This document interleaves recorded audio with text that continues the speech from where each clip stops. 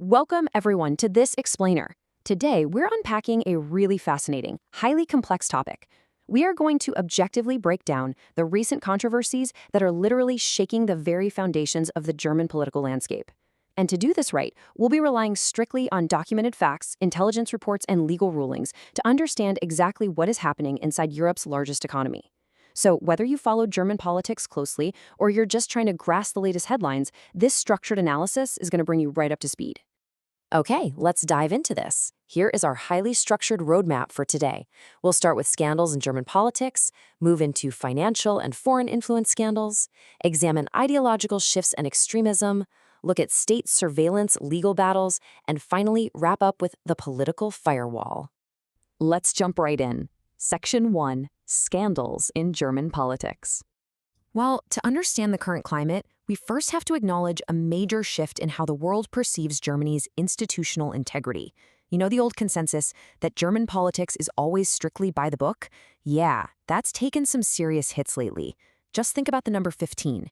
In the 2024 to 2025 Global Corruption Perception Index by Transparency International, Germany actually dropped to 15th place. Why? Well, watchdogs are citing a stagnation in fighting political corruption and a failure to address unlimited donation sizes. This isn't just some abstract metric, right? It's a direct reflection of very real misconduct across the entire political spectrum over the last few years. It's actually kind of hard to believe, but traditional financial misconduct has affected all the major established parties recently.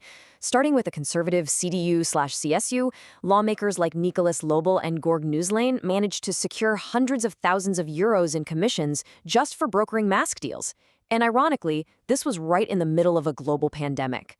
Then you have Chancellor Olaf Scholz of the SPD, who has faced intense scrutiny over the Cum-Ex tax fraud scandal. This involves alleged collusion to help a bank avoid paying back 47 million euros in fraudulent tax rebates during his time as mayor of Hamburg. The Greens haven't been immune either. Michael Osterberg submitted over 100 fraudulent claims to fund a pretty lavish lifestyle, including some highly publicized luxury lobster dinners. And finally, Die Linke dealt with internal forgery and vote buying via manipulated membership fees by Thomas Lutze. So, looking at those cases, we've got to ask the big question. Are all political scandals created equal? It's absolutely critical that we think about this.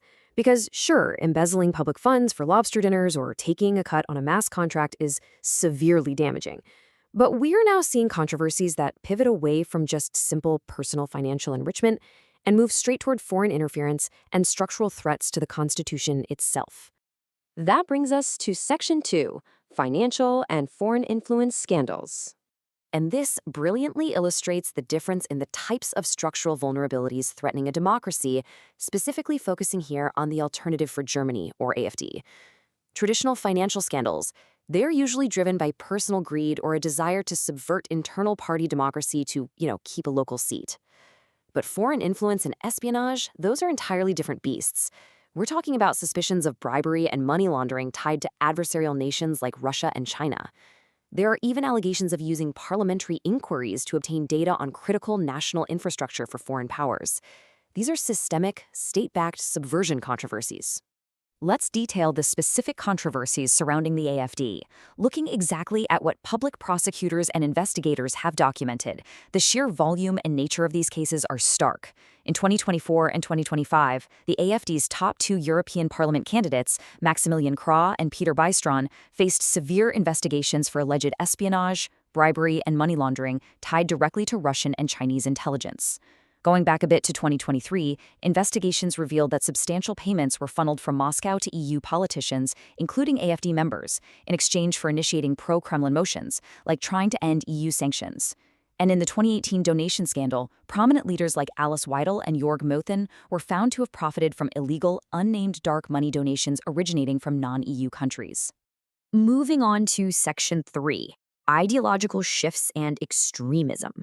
But you see, the controversies aren't just financial or espionage related. To ensure we remain entirely objective here, we're going to rely strictly on clinical intelligence definitions and documented events. Now, what's really interesting about this slide is how political scientists in Germany's Domestic Intelligence Agency note that since a leadership change in 2015, factions within the AfD have increasingly embraced what's called Völkisch nationalism. This is an ethno-nationalist worldview that views populations as closed ethnic, biological, and ethnic cultural units structured within a hierarchy. This specific ideology was championed by the party's far-right faction known as Der Flügel, led by figures like Bjorn Höcke, which intelligence agencies identified as a direct threat to Germany's liberal democratic principles before that faction was formally dissolved. Building directly on that ideology is the concept of remigration, clinically defined as the proposed mass deportation of people with migration backgrounds regardless of whether they hold German citizenship, both voluntarily and forcefully. This concept literally exploded into the public consciousness when journalists uncovered a secret 2023 meeting in Potsdam where far-right actors and several AfD members discussed a remigration master plan. This revelation sparked massive public protests across Germany. Yet, despite the initial outcry, the AfD later officially endorsed remigration in its platform. Which brings us to how the German state actually views all of this. This quote from the Federal Office for the Protection of the Constitution, or BFV, is absolutely crucial. They state clearly that the party's ongoing xenophobic and Islamophobic agitation disparages entire population groups, disregards human dignity, and is thus anti-constitutional. Why does that matter so much? Because the very first article of the German Constitution guarantees the right to human dignity. So intelligence agencies view this rhetoric as a direct anti-constitutional threat. That takes us to Section 4, State Surveillance Legal Battles. Because of Germany's dark history, the state is constitutionally bound to proactively defend its democracy. Let's move to a timeline and see how this builds, because it's been a systematic legal escalation. In 2020, the Der Flügel faction was classified as extremist.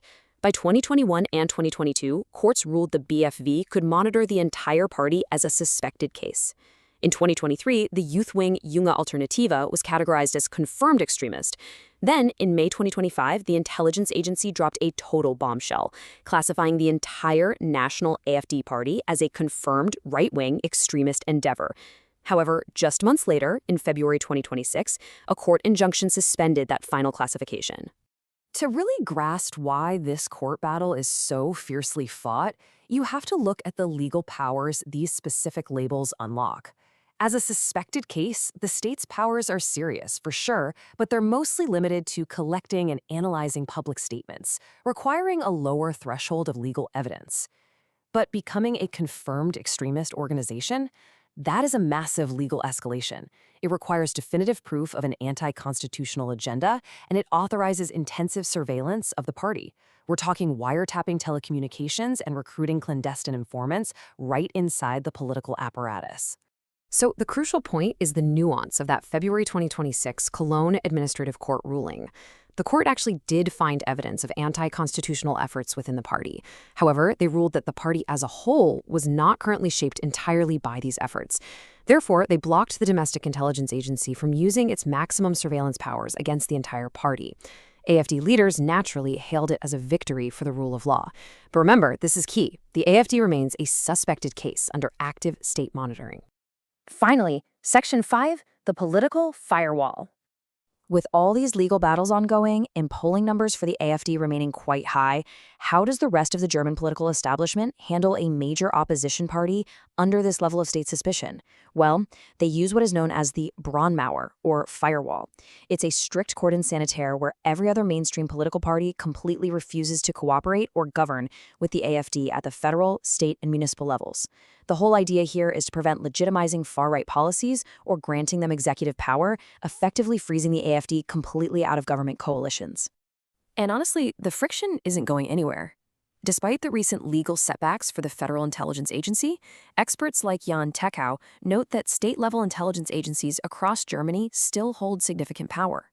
Because regional branches of the AfD are widely viewed as the most radical, these local agencies will likely feel emboldened to aggressively increase their structural monitoring activities completely independently of the federal rulings. We've covered a lot today: financial scandals across the board, deep foreign espionage, ideological extremism, and the absolute limits of state surveillance. I want to leave you with this final provocative question. What happens to a democracy's consensus when the lines between legitimate political opposition and suspected constitutional threats begin to blur? Germany is navigating an immense, historical challenge right now, trying to balance democratic representation with the fierce defense of its constitution. Thank you so much for walking through this explainer with me. Take these facts, look deeper into the sources, and keep asking the hard questions.